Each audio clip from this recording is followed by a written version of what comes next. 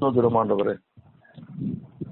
ஆண்டவரும் உலக இரட்சகருமாகிய அருள்நாதர் இயேசு கிறிஸ்துவுக்கே எல்லா துதியும் கனத்தையும் மகிமையும் இந்த காலை வேளையிலே ஏறெடுக்கிறேன். பரிசுத்த சேனை ஜெப ஐக்கியத்திலே இருக்கிற அத்தனை பொறுப்பாளர்களுக்கும் ஆண்டவராய இயேசு கிறிஸ்து நாமத்திலே வாழ்த்துதலையும் காலை வணக்கத்தையும் தெரிவித்துக் கொள்கிறேன். இந்த நாளிலும் கர்த்தருடைய வார்த்தையை தியானிப்பதற்கு அடியனுக்கு கொடுத்த சந்தர்ப்பத்திற்காக ஆண்டவரை ஸ்தோத்திரித்து, ஆண்டவரே அடியனை மறைத்து இந்த கால வேளையிலே நீர் பேசுகிற சத்தத்தை நாங்கள் கேட்கும்படி எங்கள் செவிகளையும் இருதயத்தையும் உணர்வுள்ள இருதயம் தாரும் இயேசு சுவாமி. உங்களுடைய நாம மகிமைப்படும்படி எங்களை பயன்படும். இயேசுவின் மூலம் ஜெபங்கள் நல்ல பிதாவே, ஆமென். இந்த நாளுக்கு கர்த்தருடைய வசனத்தை தியானிப்பதற்காக கொடுக்கிற வார்த்தை சங்கீதம் 121வது திருப்பாடல். சங்கீதம் 121வது திருப்பாடல் 5வது வசனம். கர்த்தர் உன்னை காக்கிறவர், கர்த்தர் உன்னை காக்கிறவர், கர்த்தர் உன் வலது பக்கத்தில் உனக்கு நிழலாய் இருக்கிறார் என்று சொல்லுகிறார். இந்த நாளிலே இந்த வசனத்தை தியானிப்பதற்கு செய்தியின் தலைப்பு கர்த்தர் உன்னை காப்பார். கர்த்தர் நம்மை காப்பார் என்ற நம்பிக்கையோடு விசுவாசத்தோடு இந்த கால வேளை இந்த வார்த்தைகளை நாம் கேட்போம், அதை தியானிப்போமேனால் ஒரு ஆசீர்வதிக்கப்பட்ட ஒரு சந்ததியாக இந்த பூமியிலே நாம் வாழ முடியும். இந்த அதிகாரத்திலே பலவிதமான சூழ்நிலையிலே நம்மை பாதுகாக்கிற நம்முடைய தேவன் இருக்கிறார் என்று சொல்லி சொல்லப்பட்டிருக்கிறது. உன் காலை தள்ளாட விட்டார், உன்னை காக்கிறவர் உறங்கார். இதோ இஸ்ரவேலை காக்கிறவர் உறங்குவதும் இல்லை, அவர் தூங்குவதும் இல்லை. பகலிலே வெயிலாயிலும் இரவிலே நிலவாயிலும் சேதப்படுத்துவதில்லை. கர்த்தர் உன்னை எல்லா தீங்குக்கும் விலக்கி காப்பார், அவர் உன் ஆத்துமாவை காப்பார். கர்த்தர் உன் போக்கையும் வரத்தையும் என்றென்றைக்கும் இது முதற்கொண்டு காப்பார் என்று சொல்லப்படுகிறது. கர்த்தர் நம்மை காக்கிற தேவனாக இருக்கிறார். அவர் எல்லா தீங்குக்கும் விலக்கி காக்கிற பாதுகாவலர் தான் நம் ஆண்டவர். அப்படி பாதுகாக்கவே கர்த்தர் தம்முடைய தூதர்களுக்கு நம் ஒவ்வொருவரையும் பாதுகாக்கும்படி கட்டளையிடுகிறார். உலகத்தோடு இருக்கிறவர்களை பார்க்கிலும் நம்மோடு இருக்கிறவர்கள் அதிகம் என்று சொல்லி எரேமியா தீர்க்கன் 2 ராஜாக்கள் 6:14 சொல்கிறார். உலகத்தோடு இருக்கிறவர்களை காட்டிலும் நம்மோடு இருக்கிறவர்கள் அதிகம். நம்முடைய தேவனே நம்மோடு இருக்கிற தேவனாய் இருக்கிறார். அந்த விசுவாசம் இன்றைக்கு ஒவ்வொருவருக்கும் வேண்டும். கர்த்தர் நமது சோதனைகளை சாதனையாக மாற்றக்கூடியவர். நமக்கு முன் இருக்கிற தடைக்கற்களை முன்னேறி செல்கிற படிக்கற்களாக மாற்றுகிற தேவன். நமக்கு வருகிற தீமையை நன்மையாக மாற்றுகிற தேவாதி தேவனாக இருக்கிறார். அன்பு தேவனுடைய பிள்ளைகளே, கர்த்தர் நம்மை பாதுகாத்துக் கொள்ளும்படி அனுதினமும் அவர்கள் சமூகத்திலே நாம் ஜெபிக்கிற ஜெப வீரர்களாக இருக்க வேண்டும். நாம் எதை கேட்டாலும் அவர் நமக்கு செவி கொடுக்கிறார் என்று நாம் அறிந்திருந்தோமே, ஆனால் அவரிடத்தில் நாம் கேட்டவைகளை பெற்றுக்கொண்டோம் என்று அறிந்திருக்கிறோம். கர்த்தர் நம்மை காக்கும் கிருபைகள் சற்று தியானிக்க போகிறோம். நம்மை எப்படியெல்லாம் அவர் பாதுகாக்கிறார், எந்தெந்த நிலையிலெல்லாம் பாதுகாக்கிறார், நம்மை காக்கிற தேவன் நம்மோடு இருக்கிறார் என்பதைத்தான் ஒரு சில நிமிடங்கள் நாம் தியானிக்க போகிறோம். முதலாவது, கர்த்தர் உன்னை காப்பார். இன்றைக்கு கர்த்தர் நம்மை பாதுகாக்கும்படி உறங்காமலும் தூங்காமலும் கண்காணிக்கிறார். அவருடைய கண்கள் தூங்காத கண்கள். அவர் நம்மை காக்கிறவர், உறங்காத இருக்கிற தேவனாய் இருக்கிறார். ஆம், அன்று அவர் நோவாவையும் அவர் குடும்பத்தையும் பாதுகாத்தவர். பெருமழையின் வெள்ளங்கள் மோதி அடித்த போதும் பேழையை நின்று காத்தவர். இன்றைக்கும் நமக்கு நேராய் வரும் பயங்கரமான அழிவிலிருந்தும் ஆபத்திலிருந்தும் நம்முடைய குடும்பங்களையும் அவர் பாதுகாத்தருள்வார். நம்மை காக்கும்படிக்கு அவர் பிளவுண்ட மலையானாரே. சோதோம் அழிவிலே இருந்து லோத்துவை பாதுகாத்து அவன் கரம் பிடித்து வெளியே கொண்டு வந்தவர் இன்றைக்கு நம்மையும் பாதுகாக்கும்படி அவருடைய கரம் நம்மை பற்றி கொள்கிறது. நம்முடைய பரிசுத்த ஆவியானவர் நம்மை காக்கிற தேவனாய் இருக்கிறார். அவர் நம்மை காக்கிறவர் மட்டுமல்ல, நமக்காக இரவும் பகலும் வேண்டுதல் செய்கிற வண்ணமாகவே இருக்கிற தேவன் என்று சொல்லி அப்போஸ்தலர் பவுலடிகள் 8:26 இவர் குறிப்பிடுகிறார், சகோதரர்களின் துர் ஆலோசனைகளில் இருந்தும் கொலை சதிகளிலும் இருந்தும் குழியில் போடப்பட்டதிலும் இருந்தும் யோசேப்பை பாதுகாத்தவர் நம்மையும் நம் குடும்பத்தையும் சகல வஞ்சக கண்ணிகளில் இருந்தும் பொறாமையின் ஆவிகளில் இருந்தும் தீமையான செய்திகளில் இருந்தும் பாதுகாத்து நம் தலையை உயர்த்தி மேன்மைப்படுத்துவார் என்று சொல்லி ஆதியாகமம் 41வது அதிகாரத்திலே யோசேப்பை குறித்து சொல்லப்பட்டிருக்கிறது.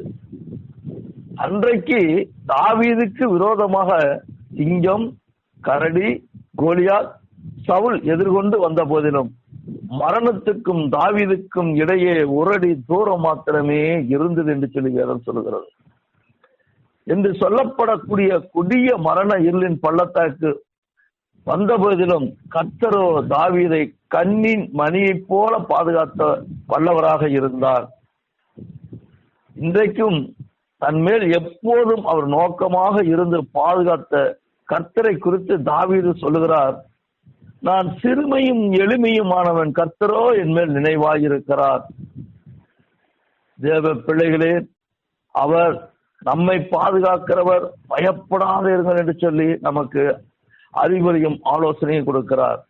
தம்மை பற்றி உத்தம இருதயத்தோடு இருக்கிறவர்களுக்கு தம்முடைய வல்லமையை விளங்கு பண்ணும்படி கர்த்தருடைய கண்கள் பூமி எங்கும் உலாவிக் கொண்டிருக்கிறது. கர்த்தர் உன்னை காப்பார். இரண்டாவது, நம்மை பாதுகாக்கிற தேவன் உறங்காமல் பாதுகாப்பார். உறங்காமல் உன் காலை தள்ளாட விட்டார், உன்னை காக்கிறவர் உறங்கார். இதோ இஸ்ரவேலை காக்கிறவர் உறங்குவதும் இல்லை தூங்குவதும் இல்லை என்று சொல்லுகிறது.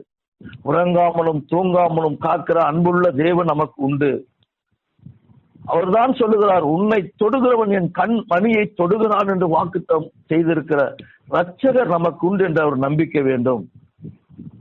ஆகவே நாம் ஒன்றை பற்றியும் கலங்காமலும் எல்லா பொறுப்புகளையும் கர்த்தருடைய சமூகத்தில் ஒப்புவித்து நாம் இளைப்பாறுகளாய் இருக்க வேண்டும். கர்மேல் பர்வதத்திலே பாகால் தீர்க்கதரிசிகளை எலியா கேலி செய்யும் போது, இன்னும் சத்தமாய் உங்கள் தெய்வத்தை நோக்கி கூப்பிடுங்கள், ஒருவேளை பாகால் நித்திரையாய் இருக்கலாம், தூங்கினாலும் தூங்கலாம் என்று சொன்னார். பழங்காலங்களிலிருந்து பல வகையான தெய்வங்கள் தூங்குவதாக பக்தர்கள் நினைத்தார்கள். ஆனால் நம் அருமை ஆண்டவரோ உறங்குவதில்லை, தூங்குவதில்லை. அவர் ஏன் அப்படி உறங்காமலும் தூங்காமலும் இருக்கிறார்? நம்மை பாதுகாப்பதற்காகவே, நமக்கு எந்த தீங்கும் நேரிடக் கூடாது என்பதற்காகவே அவர் அப்படி இருக்கிறார். ஆகவேதான் தாவீது ராஜா, கர்த்தர் என் வெளிச்சமும் ரட்சிப்புமானவர், நான் யாருக்கு பயப்படுவேன்? கர்த்தரின் ஜீவனில் பலனானவர், நான் யாருக்கு அஞ்சுவேன் என்று சொல்லி அவர் கர்த்தர் மேல் அவர் நம்பிக்கொள்ளவராயிருந்தார். அன்பு தேவ பிள்ளைகளே, உறங்காத கண்ணுடையவர் தன் கண்களை நம்மேல் பதிய வைத்திருக்கிறார். உன் மேல் என் கண்ணை வைத்து உனக்கு ஆலோசனை சொல்லுவேன் என்கிறார் என்று வாக்களித்தவர். அவரிலே நாம் சார்ந்து கொள்ளும் போது, அவர் மேல் நம்முடைய பாரத்தை வைத்து விடுகிற போதும், கர்த்தர் நகரத்தை காவலாளி விழித்திருக்கிறது ஒருதா என்று சொல்கிறார். அவர் மீது நம் பாரத்தை வைத்திருக்கிற பொழுது நமக்கு ஒரு கவலையும் இருக்காது. உறங்காத கண்ணுடையவர் வாக்களித்து சொல்கிறார், ஒருவரும் சேதப்படுத்தாதபடிக்கு அவர் இரவும் பகலும் பாதுகாக்கிறார். முதல் கர்த்தர் நம்மை பாதுகாக்கிறார், இரண்டாவது உறங்காமல் பாதுகாக்கிறார், மூன்றாவது இஸ்ரவேலை பாதுகாக்கிறார். இஸ்ரவேல், நாம் இஸ்ரவேல் தான். இதோ இஸ்ரவேலை காக்கிறவர் உறங்குவதும் இல்லை தூங்குவதும் இல்லை. நாம் இஸ்ரவேலராக இருக்கும்படி நம்மை ஒப்பு கொடுக்க வேண்டும். இஸ்ரவேல் என்றால் மனுஷரோடும் தேவனோடும் போராடி மேற்கொள்கிறவன் என்று அர்த்தம். இஸ்ரவேல் என்றால் ஊக்கமாய் ஜெபிக்கிறவன் என்று அர்த்தம். அன்றைக்கு யாக்கோப்பு முழு இரவும் தேவ சமூகத்திலே போராடி, நீர் என்னை ஆசீர்வதித்தாலே ஒழிய உம்மை போக விடமாட்டேன் என்று கெஞ்சினார் அல்லவா? அன்றைக்கு அவர் தேவ பிரபு என்று அர்த்தம் கொள்ளும் இஸ்ரவேலராய் மாறினார். நாமும் செபிக்கும் போது இஸ்ரவேலாய் மாறுவது மட்டுமல்ல, கர்த்தருடைய பாதுகாப்பு கிருபை பெற்றுக் கொள்வோம். நான்காவது காரியம், அவர் நமக்கு நிழலாக இருக்கிறார்.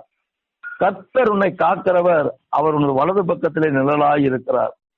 இன்றைக்கு அநேகர் தங்கள் நிழலாக எதை நம்புகிறார்கள் என்றால், பணத்தையும் செல்வாக்கையும் அந்தஸ்தையும் அதிகாரத்தையும் வைத்திருக்கிறார்கள்.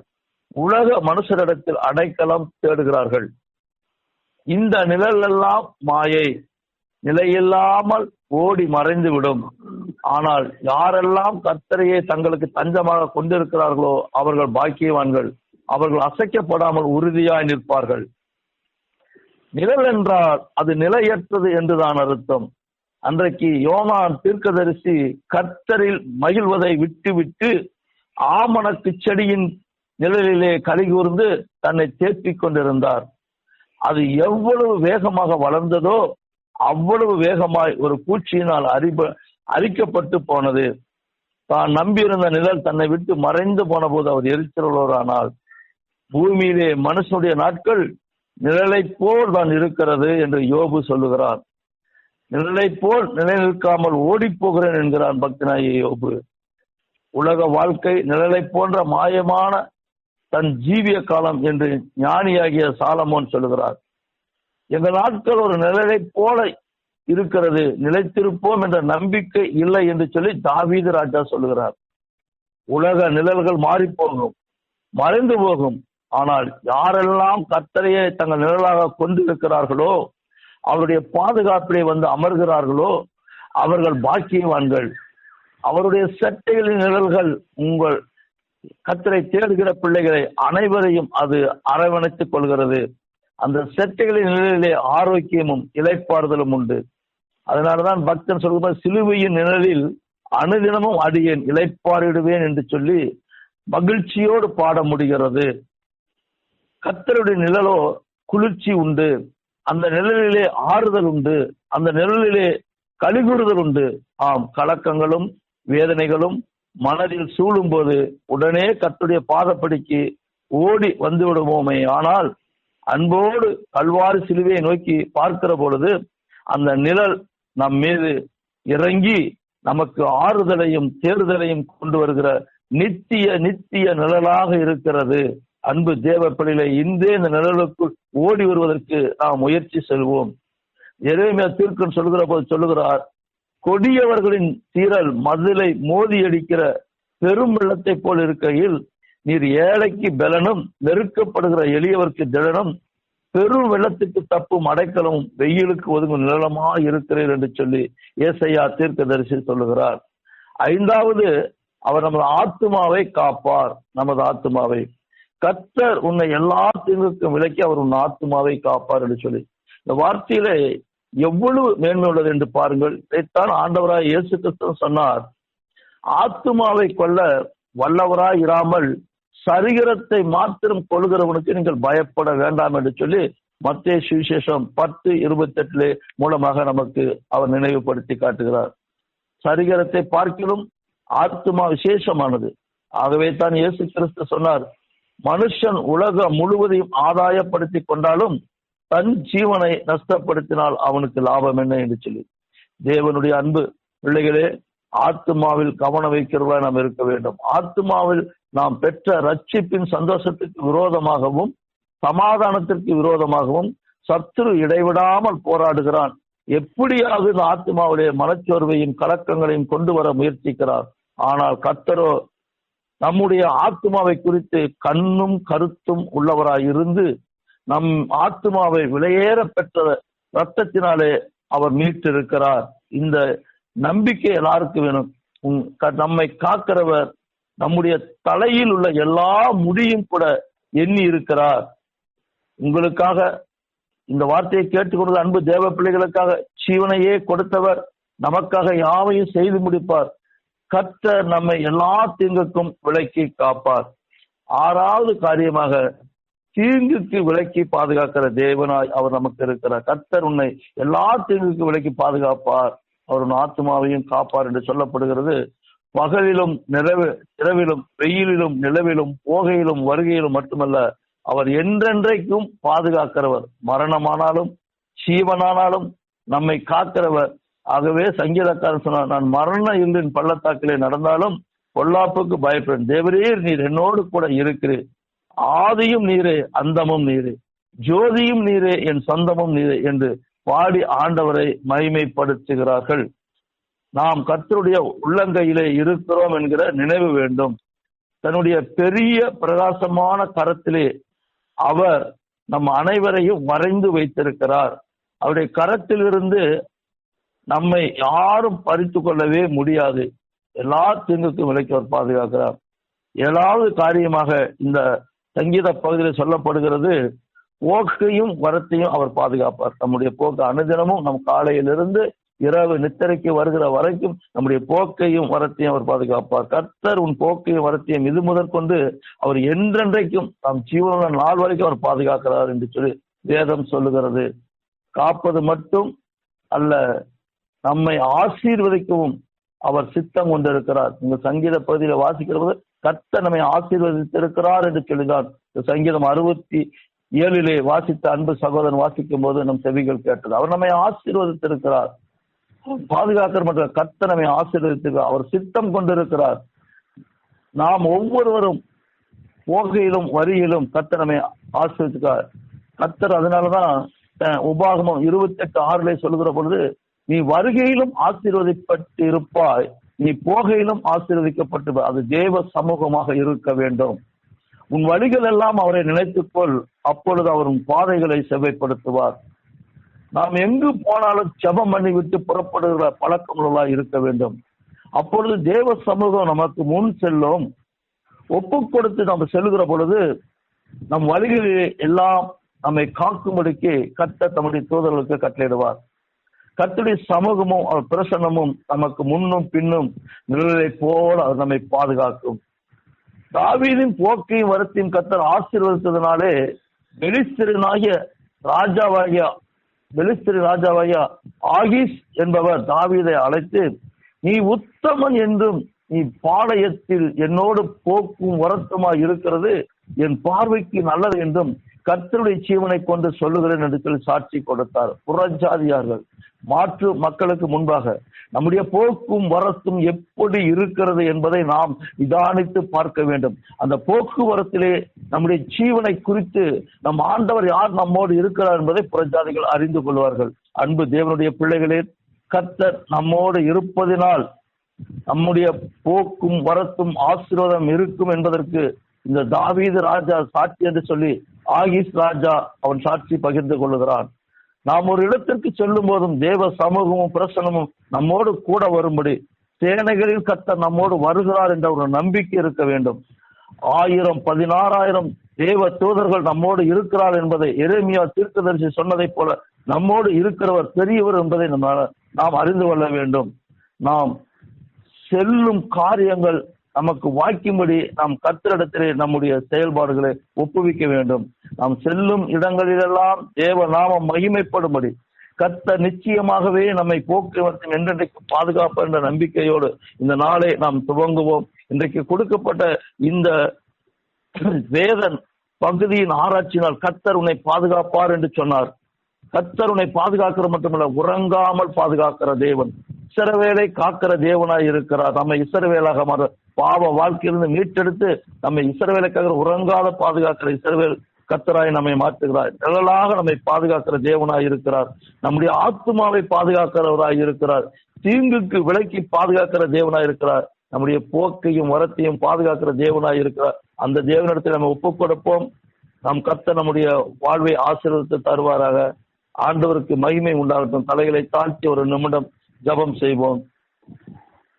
உங்கள் அன்பின் பரலோக பிதாவே, இன்றைக்கு நீர் கொடுத்த வார்த்தை சுசாமி, கர்த்தர் உன்னை காக்கிறவர் என்று சொல்லி எங்களை காக்கிற தேவன் சுசாமி, கர்த்தர் உன் வலது பக்கத்தில் நிழலாய் இருக்கிறார் என்று சொல்லி எங்களுக்கு நிழலாய் இருந்து எங்களை பாதுகாத்து பராமரித்து ஆசீர்வதித்து வழிநடத்தி கொண்டு வருகிற என் பரலோக தேவனே, உமக்கு கோடான கோடி ஸ்தோத்திர ராஜா. நீர் நல்லவர், வல்லவர், பரிசுத்தர். இந்த வார்த்தைகளை சமயங்களுக்கு 7 நிலைகளிலே தொடர்ந்து நீங்க பாதுகாவலை கட்டிக்கிட்டு பாதுகாத்து கொண்டே வருகிறீர் சுசாமி.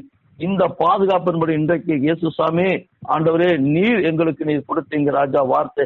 சங்கீதம் இயேசுசாமி 67 சொல்லுகிற போது கடைசி வசனம், தேவன் எங்களை ஆசீர்வதிப்பார், பூமியின் எல்லையெல்லாம் அவருக்கு பயந்திருக்கும் என்று. இந்த பூமியின் எல்லையிலே நாங்கள் எங்கு சென்றாலும் பாதுகாப்பா இருக்கும்படி எங்கள் போக்கையும் வரத்தையும் பாதுகாக்கிற பரலோக தந்தையே, இந்த 7 காரியங்களின்படி எங்களை பாதுகாக்கிறவரே, எங்களை பாவ வாழ்க்கையிலிருந்து இஸ்ரவேலாக மாற்றி இரவும் பகலும் தேவனோடு போராடி செபித்து ஆண்டவரே நன்மையை பெற்றுக்கொண்டு மற்றொரு சாட்சியாக வாழ்கிற பொழுது எங்கள் ஆத்மாவை சுவாமி விலக்கி பாதுகாக்கிறவரே உமக்கு சோதர நீர் அப்படியே பாதுகாத்துக் கொள்ளுங்க.